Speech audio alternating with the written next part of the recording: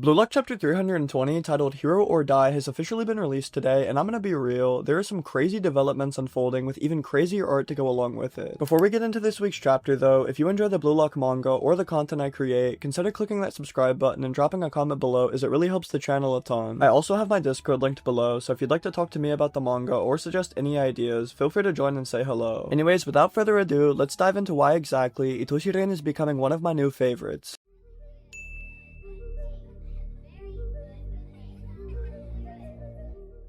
Today's chapter begins with a flashback to the halftime locker room talk of Blue Lock Japan, where we see Isagi speaking to Aiku, Bachira, Rin, and Reo about how they will change up their tactics in the second half and test out a new pattern. This time, instead of building up with everyone like before on the counter, the attack will center around he and ITOSHI RIN passing back and forth to tear through the center field. I love to see that Japan's dual aces are immediately working together and taking advantage of their chemistry from before, because just like we saw in their first national match together, these two have the deepest understanding of one another on the pitch. Anyways, as we then see Kuso attempting to step in towards Isagi, he flicks a pass towards ITOSHI RIN as we get an overhead view of the field with a glowing grid pattern. As the other blue lockers such as Shigure, Bachira, and Hiyori all shift as well, Isagi explains further that while he and Rin cook through the midfield, the rest of them will be free to sprint up the pitch and try for their own goals. Of course, with the dual aces of Japan linking up for the first time in this match, Nigeria is completely caught off guard at the confidence of these two players believing that they alone can counter all by themselves. As we then see ITOSHI RIN holding off Kuso at his back, he quickly passes the ball right back to Isagi Yoichi as we then flash back to 30 days before this moment, as we once again see ITOSHI RIN meditating during his individual training arc. His sensei is standing near him, telling him to empty his mind completely and visualize a void. With his eyes shut tight, Rin repeats the words empty and void over and over while visualizing an empty cup of water sitting atop a puddle, with him then seeing a hand reaching out from the water cup. Chibi versions of Isagi Yoichi and Itoshi Sai then appear in his mind, quite literally rage baiting him. I mean, look, we got little Isagi all happy, shouting about how he's now the new #1, meanwhile Sai just looks dead inside as usual and calls him tepid, which is still crazy. This of course causes Rin to begin crashing out as we see his eyes and veins bulging with anger. His sensei immediately whacks him over the shoulder though and tells him to calm himself, regain control, and release his fixations. These worthless impediments will prevent him from finding his true essential mind, which is exactly what he wishes to guide ITOSHI RIN to here. Rin, however, with an angry expression says he could never do that and it would be impossible. And as we see him trying to meditate again with a still angry expression, the phantoms of Isagi Yoichi and Itoshi Sai swirl around him as he thinks about if it wasn't for them, he wouldn't be the person he is now. It's like the poor guy has no angel on his shoulder and instead just has two devils taunting him at all times, 3 if you include Shido. As he then thinks back on his childhood, the U20 match, and even the crash shoot in the new Egoist League, he says that his true essential mind desires to destroy Isagi and Sai. In the pursuit of doing so, however, he discovered the true ego behind that impulse, and as we then flash back to the present with him passing towards Bachira while bypassing 2 defenders, Rin says that his true desire is to score goals while destroying himself, and anything that interferes with that is just an impediment, an obstacle in the way of his individualistic pleasure. With Bachira heel flicking this pass over his shoulder, he smiles wide about going for another point as Ego leans in and starts a little yap session. He says that to humanity's instincts, this sport is just another form of hunting, and strikers are the heroes who strike down their prey in the very end, basically just repeating exactly what he said in the last chapter. As Bachira then wastes no time going for that brace, just like he said, he fires off a shot towards the top left net. However, Aboa actually does something for once and leaps in to deflect it with his head. With this of course frustrating our monster and the loose ball bouncing off the ground and away, Ego says that within this world of the greatest hunting grounds, or the world stage, only those with the most suitable abilities and mental fortitude can become the world's greatest striker. And as he says this, we get the most disrespectful comparison as we see Hiyori with a worried expression swing through for a shot on goal that is also prevented, this time by the goalkeeper. Please Hiyori, just stick to passing the ball. Anyways, with another loose ball falling in favor of Blue Lock Japan, Chigure Hyoma sprints on and catches it off the bounce, one touching across towards the box and beyond the defender. As Ego then explains how they must test their egos on this stage to see if they reach that level of heroism, we then see a true hero in action as Onazi also steps up to the plate and takes Chigure's cross straight to his dome. As the deflected ball flies into the sky and Team Nigeria shifts to try and prevent another shot attempt, ITOSHI RIN is seen staring up at it while thinking about the terms brother, rival, and world's best. With the ball falling to ITOSHI RIN, he passes it off to his left and bypasses 2 defenders as he explains that those labels assigned by others are also nothing but but impediments in his way. With Isagi receiving the ball and then whipping across right back over to meguru bachira, Rin says that he must purify his desire and remove the limiters on his urge to destroy. Instead of just having the berserker state be a sudden rampage, he needs to make it his default setting and always be chasing after his own deepest desires. With even bachira sensing the change within him, I guess because he's crazy too, we then see ITOSHI RIN sprinting forward with his destroyer aura manifesting out of his back. With his eyes completely clear though and his mouth clamped shut, Rin sadly says that he doesn't need his tongue hanging out anymore to go into beast mode. I feel like a parent right now watching my child grow up, and I am not here for it. It's really sad times out here because I just wanted Rin to stay the licky tongue destroyer forever, man. Anyways, with Isagi running alongside him with his metavision activated, Onazi is seen shocked at how they went from the new strategy of building up with their aces to then being split up and going off on their own. As we then get a better perspective to see what Nigeria's defense is dealing with,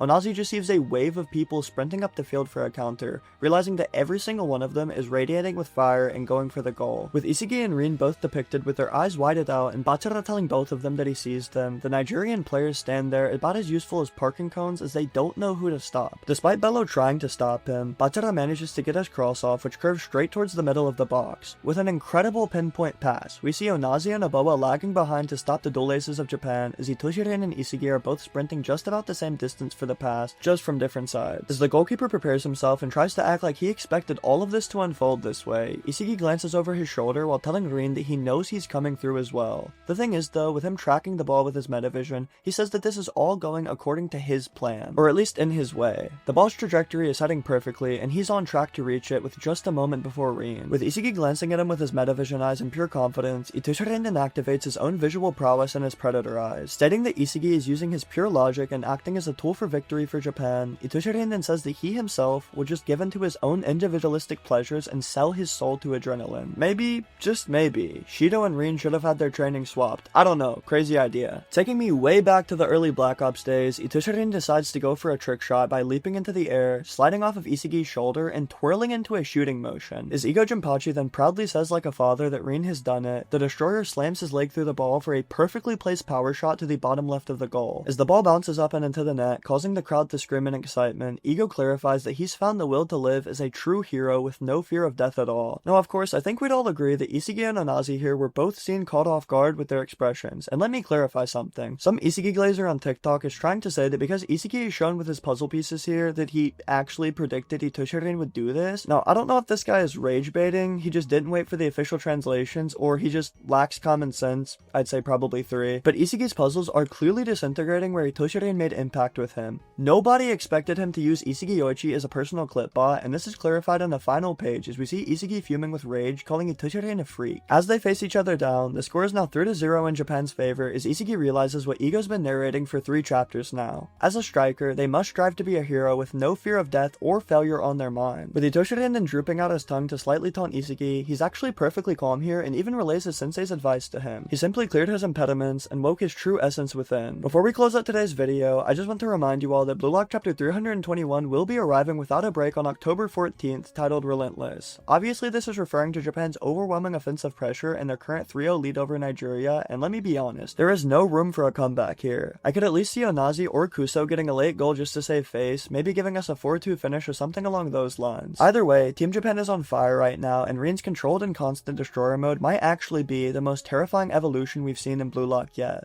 Let me know down below what you all think about this week's chapter and what you expect to see next. Do you think Isagi Yoichi will ever find a way to continuously be in his 0 point, or is that just a genius exclusive mentality? As always, thank you all so much for watching and supporting the channel. I'll see you in the next video shortly, and please have a nice day everyone.